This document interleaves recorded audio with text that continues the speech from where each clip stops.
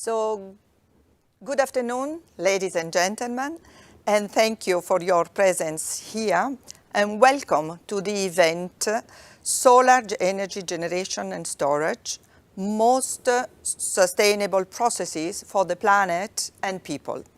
This event has been organized by the European Commission's Executive Agency for Health and Digital, HADEA, and it is a part of the COP27 Pavilion. In this session, we will present the new technologies that allow a more sustainable production and storage of energy from the sun. I have with me 4 distinguished guests that I'm going to present later on, and they are all experts in this field. Thank you for being here. I just recall you that at the end of the session, you will have the opportunity to interact with us via Slidos, and you can see now on the screen the details how to join us. Thank you. Next slide. If you can turn the slide. Okay, good. Next. Voila. So, thank you very much. So one can ask, why solar energy? This is a question. And the reply is easy, because our sun is an abundant and free source of energy. And choosing the solar energy is really crucial to reduce and even to end our dependency on fossil fuels and to make our industry, our economies and our societies greener and wealthy. That's why the recent European Commission policy initiatives, REPower EU, and the EU solar strategy really remind all of us the importance of this aspect and the priority for us. Today, if we look at Europe, we just use a small fraction of electricity produced from solar power. And if we want to reach our ambitious target for 2050 on carbon neutrality, we really have to boost our investment in research and technologies and upscaling in solar energy production and storage. In fact, we are very well known the solar and photovoltaic panels, but through this presentation, we will see there are also other technologies possibilities. Thank you. Now, we all know that we have improved a lot in technologies, and we were witnesses lots of advancement. However, I should say there are still quite a number of challenges, and here we can see, such as the access to raw materials remain a challenge, the cost of manufacturing and also the maintenance of the equipment, the impacts on the environment on societies. They are still present, these challenges. And we can ask ourselves how we can overcome these obstacles. And voila. And we can see and we can ask ourselves a series of questions where we really need to intervene. Can we reduce the use of raw material and substitute them, or even to make more sustainable way to use them? Can the solar technologies perform better and the material be safe and sustainable by design? We can also ask ourselves, how can technologies better benefit the people? And how the international cooperation between the EU and Africa contributes to these objectives? These are definitely very, very important questions, and we need to find a reply to them. And to overcome these obstacles, the European Commission had invested quite a lot in the last years in research and innovation. I'm referring to the framework programs Horizon 2020 and Horizon Europe. And HADEA, the agency, the executive agency, is really supporting the implementation of many projects funded under these 2 programs. In order, the common overall aim is to enhance the transition to a green and digital economy, to increase the autonomy and resilience of the EU and its industry. And just to say some numbers, my colleagues in ADEA are currently implementing following supported implementation of more than 500 projects in these fields. And I can say that about 100 more will be finalized before the year of this 2022. So you can see from the numbers how high in our priorities in the European Commission this area is currently. Now, in this next slide, you can see the policy landscape. Probably you already are aware of all these milestones. But I'm proud to say that the European Commission has an established track record in energy and all the climate-related policies. But also further development followed the famous Paris Agreement in 2015 and the UN's Sustainable Development Goals. Energy and climate issues are really, really deeply linked to other societal challenges. That's why I can say that the European Green Deal is a practical, real 360 degrees approach on how to tackle these important priorities for all the people and for all our community. The European Green Deal is a growth strategy with a view to transform the EU into a real competitive economy that is carbon neutral, resource efficient, environmentally friendly, and socially fair. So quite a series of ambitious goals, if I may say.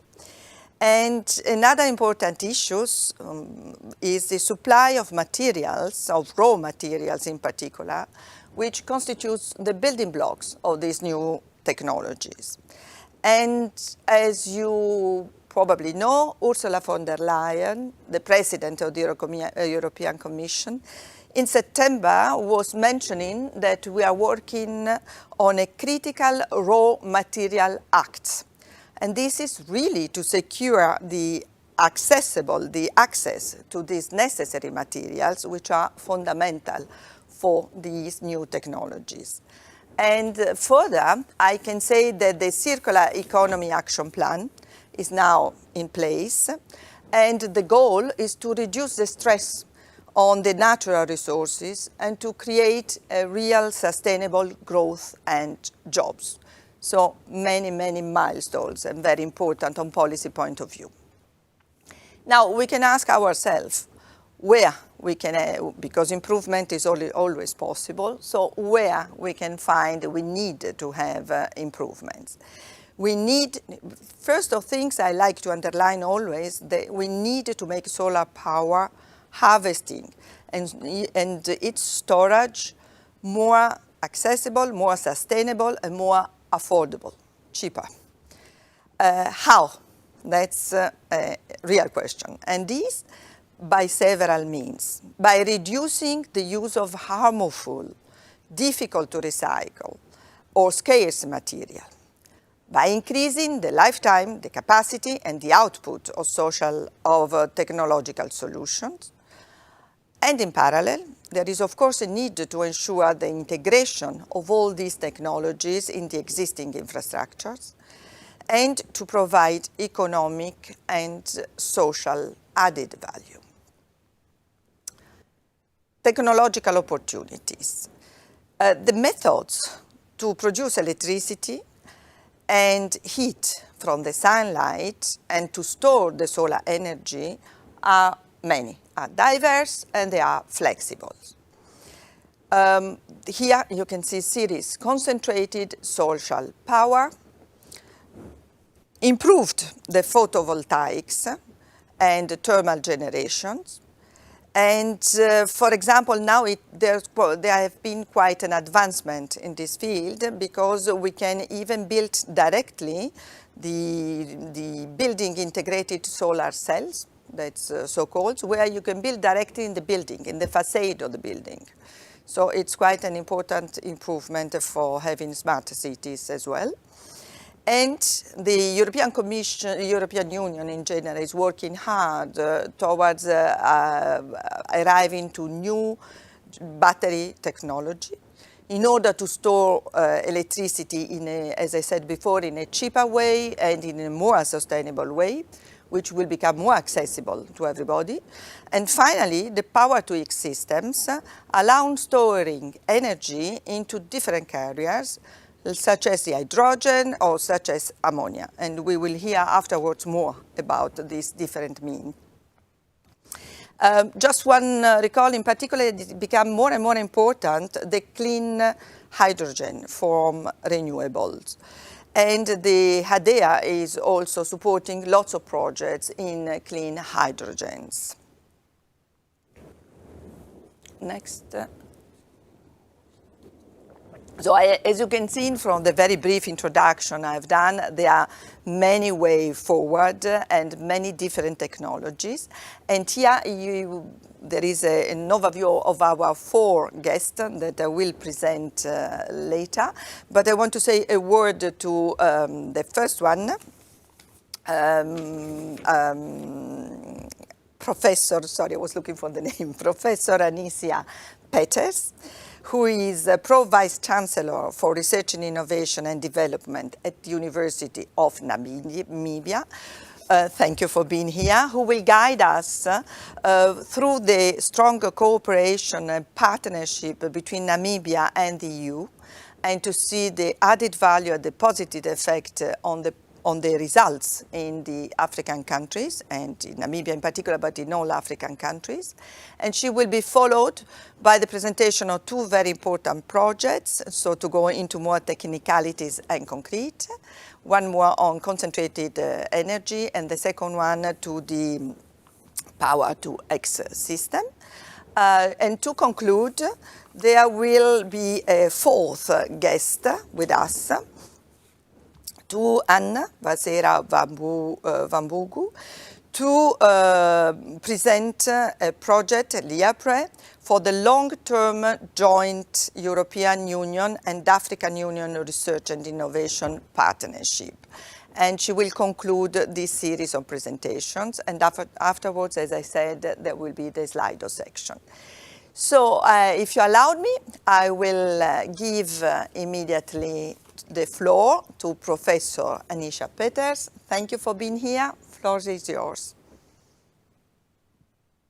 Thank you so much. And it is quite an honor to be here this afternoon. Yes, I will be speaking about sort of the road to green hydrogen, because in Namibia, currently we are establishing ourselves as a green hydrogen hub. And we have started to develop one of the first valleys. And along with that, we as a public university are supporting our government in this goal by providing actually the research and development components, as well as capacity building. Now, for the University of Namibia, climate change mitigation and adaptation is a strategic research goal, and therefore all of our activities and projects are aligned to this goal. The university has 12 campuses countrywide. Namibia is quite a large country, but we have 12 campuses spread throughout the country, and most definitely those campuses will be supporting the new green hydrogen economy. And those campuses are also sort of specialized in different areas, whether it is an engineering campus or an agriculture campus or a marine and coastal sciences campus, etc. The university also has multiple parcels of land, and we have started to avail some of our land for the development of pilot projects. And we are actually participating in 4 pilot projects that are sponsored by the German Ministry for Education and Research. The university further on has very successful previous pilots in solar, wind, and desalination. And we have currently about 70 plus researchers active in all areas of green hydrogen. And of course, we also offer a master's in renewable energy. And thus far, we had a stream in photovoltaics. We're adding a stream now in hydrogen and synthetic fuels. In September last year, we also established a Green Hydrogen Research Institute as a national institute. And that one reports to our Green Hydrogen Council through the Presidential Advisor and Green Hydrogen Commissioner of Namibia, Mr. James Manupe. This institute is then hosted at UNAM. Next. Next slide. Within this institute, we have 6 centers that we concentrate on.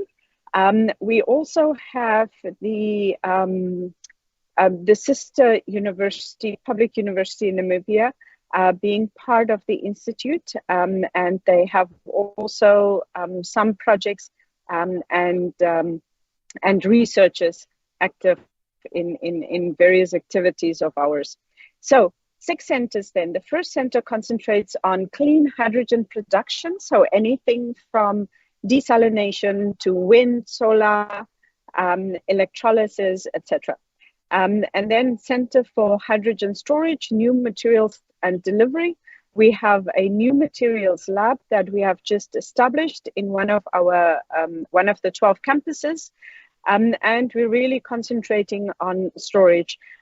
As you are also aware that Namibia intends to sort of ship the hydrogen in a solid state, so as green ammonia, but we intend to also look at various other areas of specifically hydrogen storage, and that is salt caverns and abandoned mines that we're looking at the moment as well. Then we have a Center for Hydrogen Fuel Cell Technology and Mobility Applications. We're also experimenting with thin films for fuel cell technologies. And then we have a Center for Hydrogen Energy Use, Economics, Law, Environment, and Society, because we believe that whatever we're doing in Namibia should benefit our communities. And therefore, we're not only looking at, exporting all of our hydrogen, but also see how we can use it, particularly within the country. One of the things is that within Namibia, there are 46% of our population, our rural population, do not have access to electricity. And certainly one thing especially with the solar developments, is that we would like to ensure that we use it locally and of course electrify also rural local areas. We have a Center for Capacity Building, so all of the skills is going through there, and then a Center for Digital and Emerging Technologies. So I'm by profession a computer scientist, and of course I'm very passionate about having this also play a very big role, that we are seeing how can we optimize systems and technologies through our digital and emerging technologies. Next, please.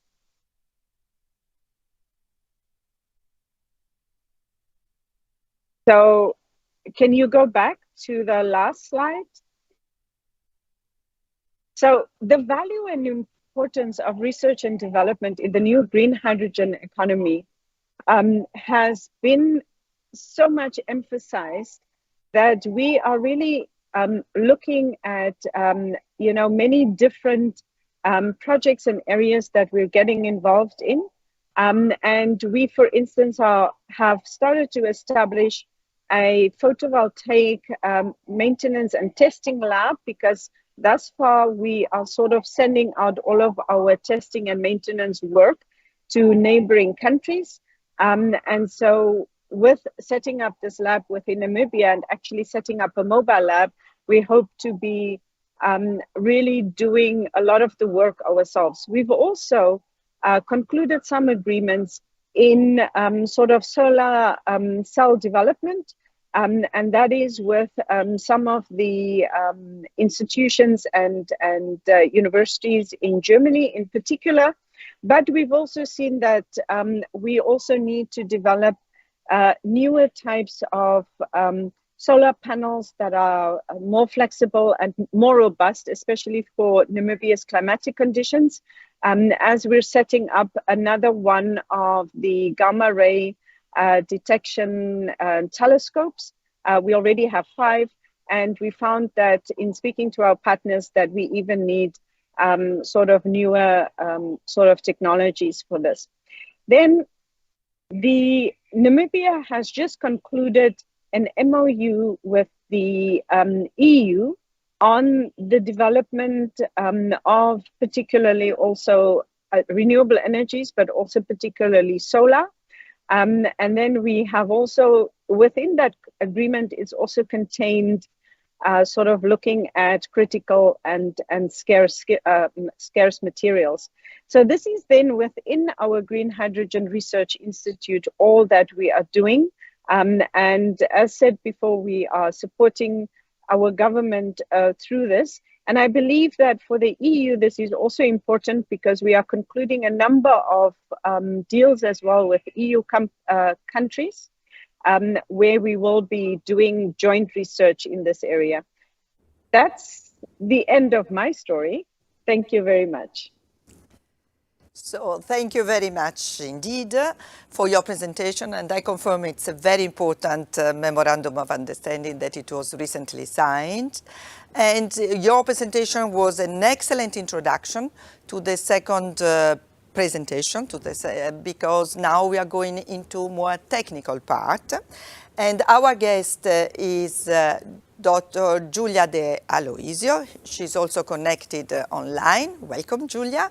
And she's a senior researcher at Certimac, an Italian research and certification body promoting innovation in energy, materials, and environmental sustainability.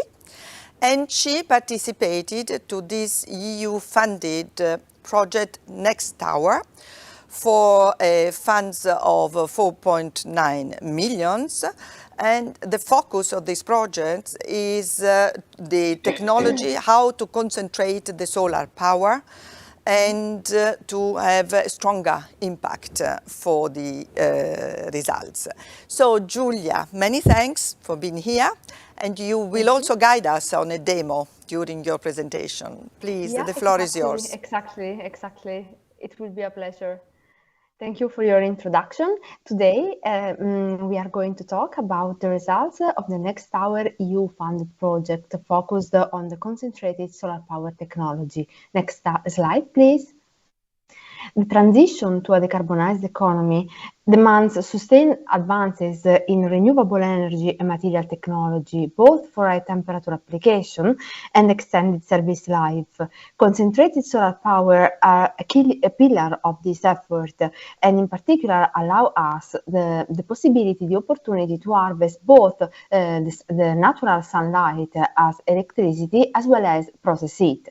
Concentrated solar power allows generating electricity through mirrors.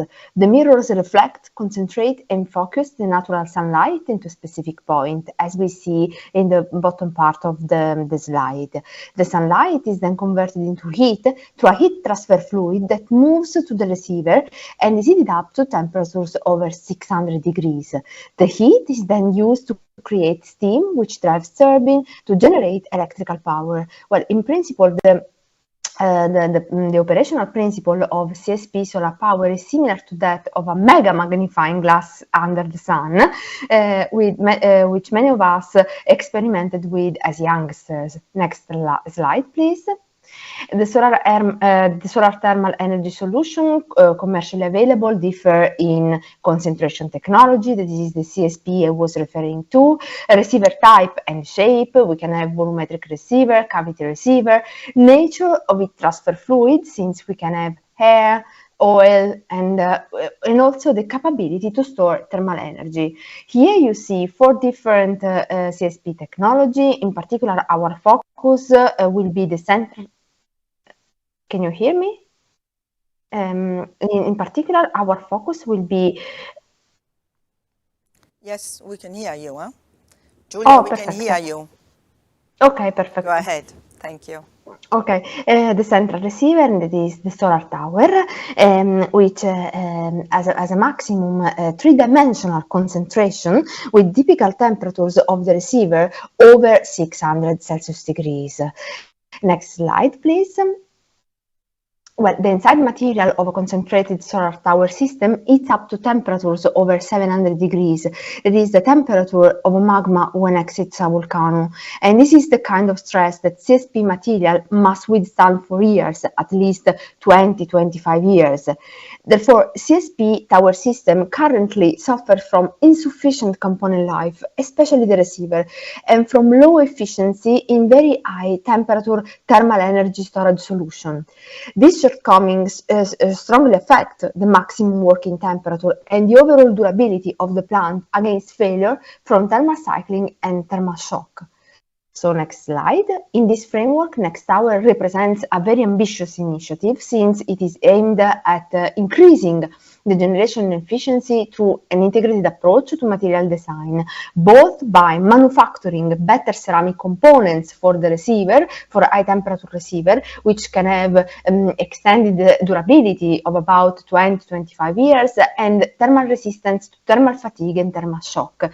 Thermal shock occurs when we, for example, have hot bowl or plate, ceramic hot bowl or plate plunged into cold water, and it cracks. And then Next Tower aims at introducing liquid lead as heat transfer fluid and new steel that are resistant to lead corrosion. In this way, the all new temperature thermal storage option is enabled in the temperature range between 600 and 900 degrees. Now we go to the video. I will drive you through the simulation to our demo. I think at very beginning, the video starts. The video starts with the demonstration of the Plataforma Solar de Almería, where all the plants, I can see only white screen. Could we have the video? No, it will come. I want to guide you through the simulation to the facility that were installed in Spain and in Italy, and I wanted to show you the components that were realized within the Next Tower project. We cannot still. We just see the white screen. Yeah, exactly. So maybe a moment of patience, 1 minute, because maybe they are trying here. So in the meantime, I start thanking you because it's already very passionate the way you are talking about your whole project, and it's very important for all of us to boost our industries on this better exploitation of the energy produced by the sun. And I think that it was really amazing for me because it's like several years of studies made concrete, let's say actual really, when touching the components that were developed within the Next Tower project. It was really an amazing experience, and the project allowed us not only to achieve, let's say, scientific and technological results, but also it was really an important part of the cooperation among us. It's a very nice team, and you can see the real impact on our society, on our industry. So it's not just a theory, but a real concrete impact for the benefit of more sustainable also industry and production. So many thanks. I don't know what happens with the video. We also achieved a significant results in terms of standardization proposals, and what does it mean, standardization proposal? That we amended, for example, an international standard for thermal diffusivity measurements, and also we addressed the lack of guidelines for high temperature testing of components. In this way, we have really impact on the on the society, because we can guarantee a reliable energy supply and certified components, reliable components, and increase the service life. So many thanks, Giulia, but I'm afraid I don't see the video coming. So I'm sorry, probably it will be visible if you connect. I'm talking to the audience now. If you connect afterwards via the link, you will see the video. Sorry, you cannot guide us, but we can see the video afterwards. I suggest many thanks again for these practical explanations, Giulia. And if you allowed me, I will turn now physically together with me to Dr. Christian Kelleso, coming from Denmark, and he's the director of the Center for Nanoproduction and Microanalysis at the Danish Technological Institutes. Welcome and thanks. Dr. Christian, I call you like this, is the coordinator of an important project called Recyclize, and it's a project of 5.5 million funded by the EU, and you will guide us, I was mentioning before, to alternative technologies that can have a strong impact on the society. So please, the floor is yours. Thank you for being here. Thank you very much, and thank you for the opportunity to come and talk about our project. So if we can start the presentation right away, I'm going to talk about our project Recyclize, how we work with Power-to-X. I will come back to that, how we work with electrolysis to store the various renewable energy production we will have in the future. So we've all seen over the last year how we are in an energy crisis, electricity prices are going up. We also see how the weather really affects our price of electricity. The graph here shows the European solar energy production over the last year. And we can see, not surprisingly, that in the summer months we have a lot of production of solar energy, and the winter months not so much. We also see variations for wind energy. And we can imagine now coming into the winter with days with no sun and maybe also no wind, that we will have no renewable energy, and we are really dependent on fossil fuels and on gas for the production of electricity. So looking into the future where we want a society with 100% renewable energy, these fluctuations will become even more drastic. We will have periods with a huge overproduction of electricity that we cannot use. So we need to look at how to store this energy. The figure here to the right shows various energy storage options. It shows the capacity of those versus the duration for how long you want to store the energy. We can basically divide it into short-term storage and long-term storage. Short-term could be batteries, for example, where we can save maybe the energy in a couple of hours, maybe up to a day. But if we want to look at long-term, if we want to look at maybe even seasonal storage of energy, we need to look at how to store this electricity in chemicals and in fuels. So for example, hydrogen. So that is actually the core of Power-to-X, is that you convert your power to X, in this case hydrogen or other chemicals or fuels. And going more into depth with Power-to-X, we start with renewable energy, the power we use to split water into hydrogen and oxygen. This is a process called electrolysis. The hydrogen itself, as we've seen on the graph to the right, is a very nice energy carrier, but we can also synthesize other chemicals, other fuels, by combining hydrogen with, for example, captured CO2 or with nitrogen from the atmosphere. Then we can create methane, we can create other fuels, we can create ammonia. And both these chemicals and fuels and hydrogen we can use in various sectors that today runs on fossil fuels. So industry, agriculture, transportation, heating, and also re-electrification, going back to electricity again. So this is a way for us to substitute some of the fossil fuels with renewable energy. Going deeper into electrolysis, we have today mainly three different technologies here. We have the proton exchange membrane electrolysis, or PEM. We have alkaline, and we have solid oxide, and they all produce hydrogen from electricity, and all of them has various advantages and disadvantages. Our projects look at the PEM electrolysis. Some of the advantages here are that you can operate dynamically, meaning that you can go up and down if your renewable energy goes up and down, you can also turn your process up and down, produce hydrogen at different rates. You can produce hydrogen at higher pressure, so you don't need to have as many compression steps afterwards. You can produce hydrogen at fairly high efficiencies. You don't lose that much energy, and your hydrogen is also very pure. And you only feed the system with clean water, so it's a fairly safe process. There is one big disadvantage, and that is the use of critical raw materials. This process is dependent on what we call platinum group materials, like ruthenium, iridium, also platinum. They are extremely expensive. You don't produce that much, so we're also looking into supply problems in the future when we really start to scale up this technology.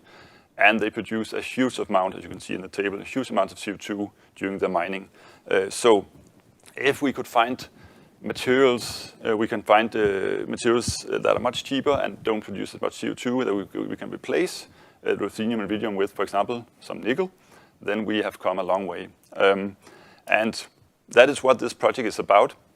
These materials that I'm talking about, the core of the PEM electrolyzer is the catalyst. That is the one that splits the water and produces hydrogen and oxygen. And these are the ones that consist of these iridium and ruthenium and platinum. So our project look at how to reduce these materials in the catalyst. So we look at catalyst production. We look at how to integrate the catalyst in a system, and we look at how to demonstrate the system. We look at what happens afterwards, because what we really want to do is also to reuse the materials after end of life. So we look at how to recycle it and how to produce new catalysts again from these recycled materials.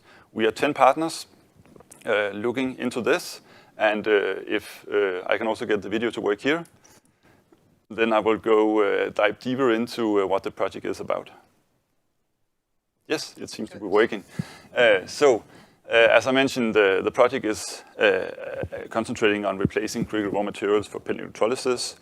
So a lot of work is happening in the labs. We have 3 partners looking at creating new catalyst materials.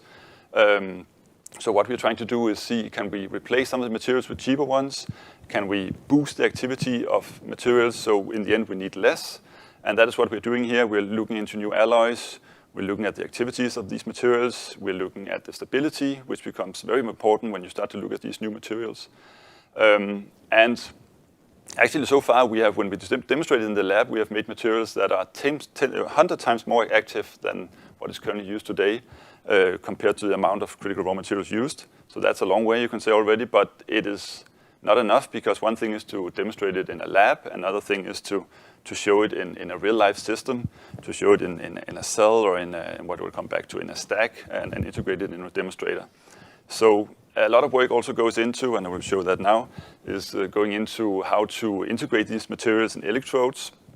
We are producing different kinds of inks with the dry catalyst powder, mixing them, finding the optimal recipe, depositing them on electrodes, as you see here, combining electrodes with membranes, creating what we call cells. We test these single cells to see how actually the catalyst works in a cell level, which is some part of the way towards demonstrating that it actually works in the system. We also need to look at even larger systems. So we put several of these cells right in combination in what we call a stack. That is going to be shown right in a few seconds here. So we build them into what we call a stack. Our system is around 5 kilowatts, so it's a fairly small system still. It has to be scaled up to maybe megawatt or even gigawatt at some point. But even though it's a small system, there's a lot of components coming into such a demonstration, and all of these components need to be optimized for these new materials. We have a power supply, water inlet, water outlets. We have tubes for the produced hydrogen. We have the options of measuring on both the single cells, on the whole stack, so we can really optimize and see if something goes wrong during measurements and so on. And actually, this is just what surrounds the stack. It's even bigger. We also have measures for safety. We have a flow meter to measure the hydrogen outcome. We can control the back pressure of the hydrogen. We have a separator for separating hydrogen with some of the water steam to get a drier hydrogen output. And as you can see, I still have the stack here. All of these components need to be optimized for this process. We do that both in the system that's almost taking up a container, but it's also about simulation, finding the optimal parameters. We run the system at around 80 degrees, so we also need to look at how to actually cool the gas afterwards. That's what you see here. We cool the hydrogen gas we separate the oxygen in a water tank. So all in all, a lot of different components goes into this system for it to work and for us to demonstrate these very tiny amounts of catalyst materials. In the end, I think we also show how we dry the gas even further to produce hydrogen gas we can use afterwards in different applications. So that's a big part of the project. The other part of the project is to look at how to reuse the materials, and that will come up here in maybe a few seconds. So the stack, as I just showed you, consists of electrodes, membranes. You have the catalyst in there. The first thing we need to do is to disassemble this, to take it apart, to localize the materials we need, pick them up. We try to do that in an automated way. Then we need to separate the catalyst from the rest of the membrane or electrodes. So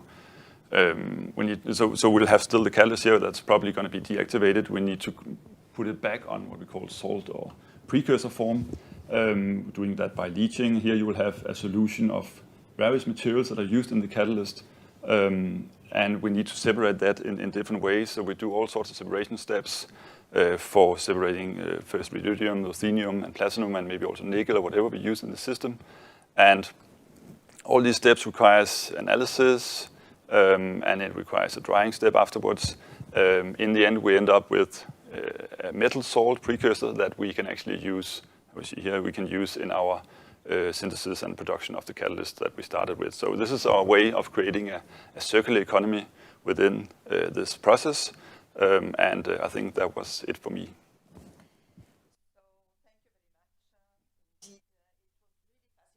To follow you, and the video demo is also very important to see in concrete what's going on. It's really very good that we can diminish the production and the use of the raw materials and make hydrogen cheaper and more accessible and sustainable for everybody. Now, thank you very much, but we have seen with the both presentation of the two projects that quite a lot has been achieved in new technologies. And now I'm very happy I see in the video to present our fourth guest, Anne Wasera Wambugu, who is online. Welcome, and you are the project manager of the UNESCO Chair on Climate Change Resilience and Sustainability at Strathmore University in Kenya. You are part as well of the LIPRE project, which is a long-term partnership between the European Union and the African unions on research and innovation for renewable energies. So I have a question for you. Can the power of the sun be harnessed in Africa, and a continent where the sun is very much abundant? So thank you very much to be with us. The floor is yours. Can you guide us in this journey? Thank you. Yeah, thank you. So I'll start by presenting about the LIPRE program, and then maybe we'll talk about how it fits in the broader picture of Strathmore. So next slide. So the LIPRE program, we call it a program because of the scale. So it's not really a project, it's a program, and it has 83 partners across the EU and the AU. There's different types of stakeholders. So we have government members, we have research and academia, industry, private sector, and civil society. So the program in general has 29 projects. So there's 29 projects being managed by this Pillar 3, which is the management of the project. Next slide. So what are the objectives of LIPRE? So to develop a long-term partnership on renewable energy, to increase new knowledge. There's also acceleration of the energy transition. Apologies, the acceleration of the energy transition, a demonstration of efficiency. So everything related to renewable energy is, especially the small-scale renewable energy systems, is covered under LIPRE. Next slide. These are the agendas of LIPRI. So mapping, joint research and innovation actions. So that means that we're doing mapping activities. There's one project, a geothermal project. So it's not just for solar. It had these geothermal projects, there's hydrogen projects, there's bioenergy projects in LIPRI. So the question, most of the projects, yes, are, solar projects, but 15 out of the 21 are 15 out of the 21 are solar, but the rest cover extensive components of renewable energy systems. So these are the priorities. Two of them are heavily intersected with solar photovoltaic systems, especially number 3 and number 4. Next slide. So generally, besides the work that we do on LIPRI, LIPRI fits very well into our work in Strathmore. So we do extensive work on solar photovoltaic systems. So I'll also speak on that. Next slide. So what do we do on solar photovoltaic systems? There is training. There's different types of trainings. There's solar photovoltaic systems training. There's energy efficiency and energy management. These are the short trainings. There's also a Masters of Sustainable Energy Transitions, which one of the modules is solar photovoltaic systems. We do work on gender equality and social inclusion. We have women-only training. So this came about because we realized that out of our normal solar trainings, we'd have around maybe 1% of the people who are attending the trainings being women. So we decided to pursue this extensively to try and make sure that women actually get, we also upskill women as much as we're doing with the men. We also have attachments and internships for women. This year we took on 5 engineering graduates, electrical, mechanical, mechatronics, at the beginning of the year. And we've been training them on how, they've been joining our projects, and we've been training them on how to work on the climate change and sustainable energy work that we do. Stakeholders in the energy transition. So most of the solutions and the things that we do, very enjoined with policymakers. We work with Kenya Bureau of Standards, which is the standards organization, to try and make sure that good quality stuff are sold in the country. So we do also have a testing lab for solar photovoltaic systems. Then there is linking industry with academia. So we do extensive work on academia industry relations to try and make sure that the problems that we're solving are actually founded on actual problems that industry and the sector in general are facing. Next slide. Electrification and electricity access. So there's decentralized generation, there's off-grid and on-grid work that we do. So one example of on-grid is a project that we're doing on electricity reliability in healthcare facilities. So on this one, what's happening is we're trying to see, in terms of all the around 800 healthcare facilities in the country, what kind of reliability issues do they face and how can they be solved? So some of them can be solved with solar photovoltaic systems, some of them can be solved, we just need to improve the reliability of the grid itself. So off-grid, there's of course the training, but there's also extensive work on other stuff. On quality and safety of engineered systems, so we do look at quality of solar photovoltaic systems. So the image on the side is one focus group that we're doing. We're trying to find out how households perceive quality. So just to figure out, do the quality marks that are attached on solar photovoltaic systems actually help households in identifying good quality products? Next slide. What impact are we seeking with our work? We do want to increase capacities for the energy transition. We understand that the future is green, and it's very important that Kenyans, also we're kind of ahead, and so that this time around we're not left behind. So leapfrogging. So there's women in engineering. We don't want just to have women in technical roles. We want women to be doing work in the technical roles. In terms of leadership, having women in decision-making capacities is super crucial for us. So we try and have that as part of the work that we do. Next. So I think this should be the last slide. So access and to reliable and affordable electricity. Access is good for us, and I think we push. Part of our training is to just make sure that people have access to solar photovoltaic systems where they don't have the national grid. But reliability is just as crucial. If you have electricity that you can't use, we're not really helping you. So that's why we do the reliability work. So I call solar electricity for the climate change era. And for Kenya specifically, we are in the Sun Belt. It does make sense for us to actually adopt solar en masse. And I think that's the same thing for a lot of African countries near Kenya. Safety and value for money. We want people to spend money and get good quality products that will last. The biggest problem with the energy transition is if we have poor quality components of solar panels and we have people adopt PV systems. This is solar systems that fail within a couple of months. It doesn't really help us in achieving the goal, and also it increases the amount of electronic waste, and that's not what we're intending to do.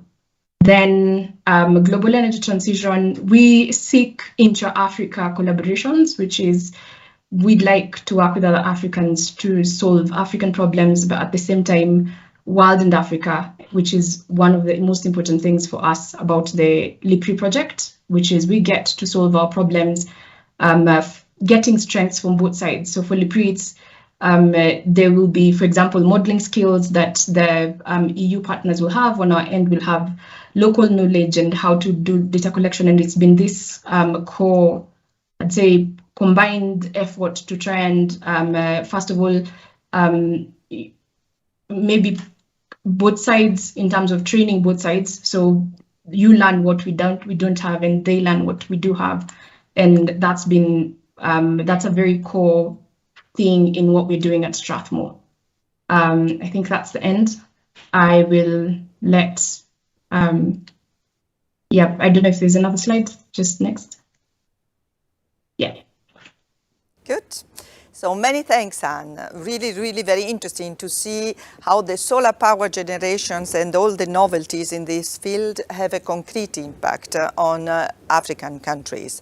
And many thanks for that. With you, we completed the 4 presentations.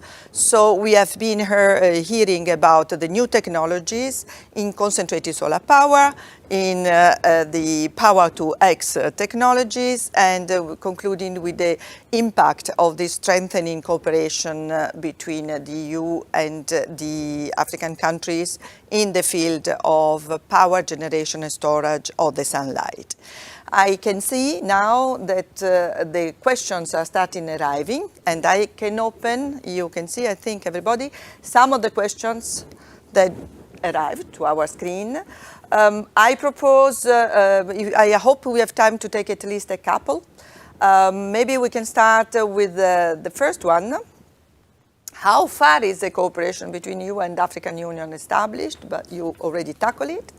And you can a little bit deeper, which benefits would this bring to both countries? And how will the achievement of the outcomes be ensured? If you maybe, Anne, you want, or somebody else who wanted to pick it up and answer to the questions of our audience. And, whomever, please, Professor. So one of the things that I can speak about, for instance, is especially on the newly concluded agreement between Namibia and the EU.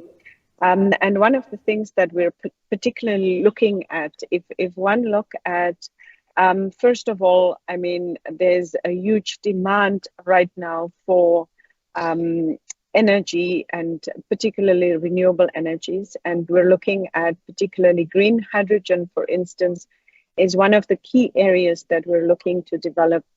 And what Namibia has, and like Anne has said, in all over Africa, in fact, is we have a lot of sun, right? So Namibia has, 356 days of sunshine, and we have a lot of wind.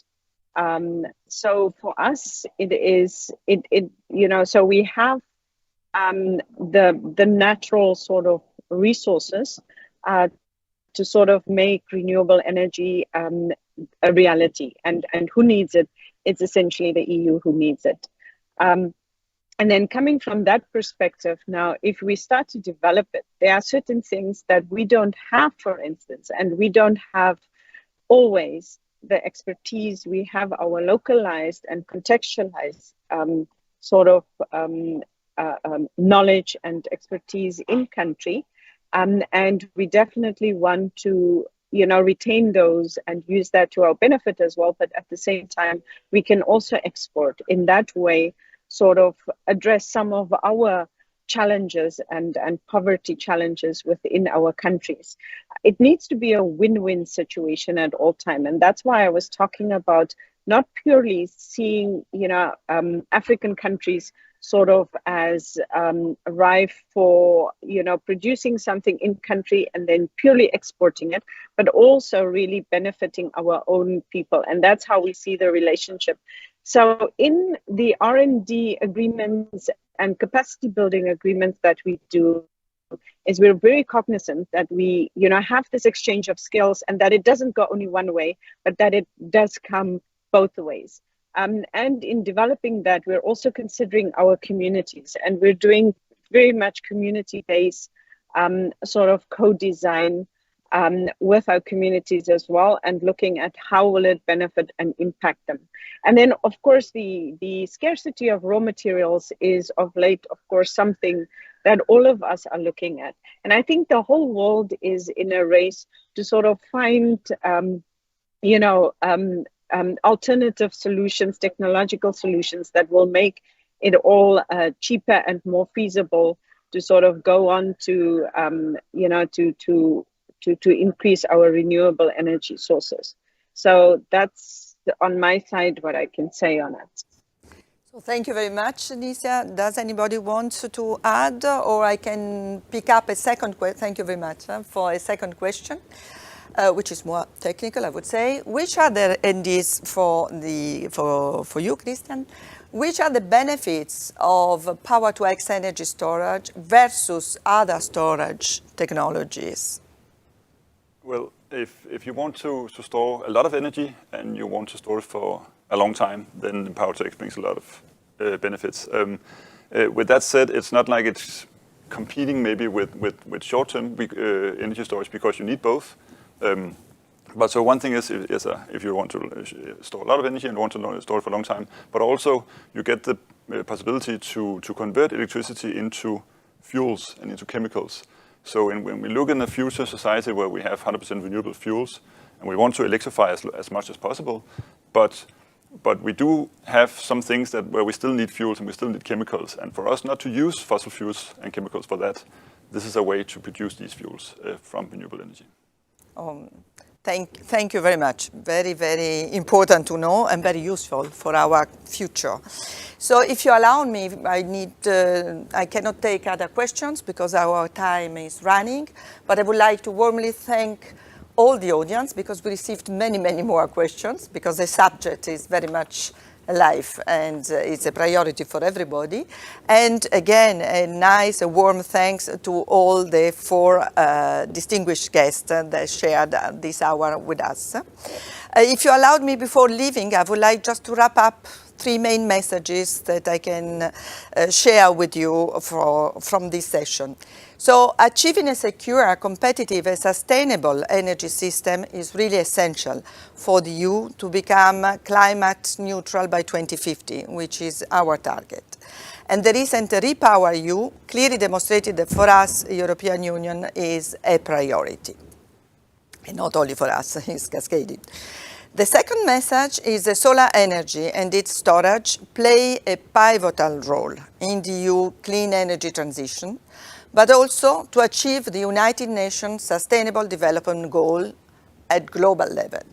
And finally, I'm really proud to say that the European Commission is playing an active part by investing a lot in research and technological innovation, which will allow to enable a large-scale uptake of solar power energy in the European Union and beyond, and we have been talking together about Africa, a concrete result.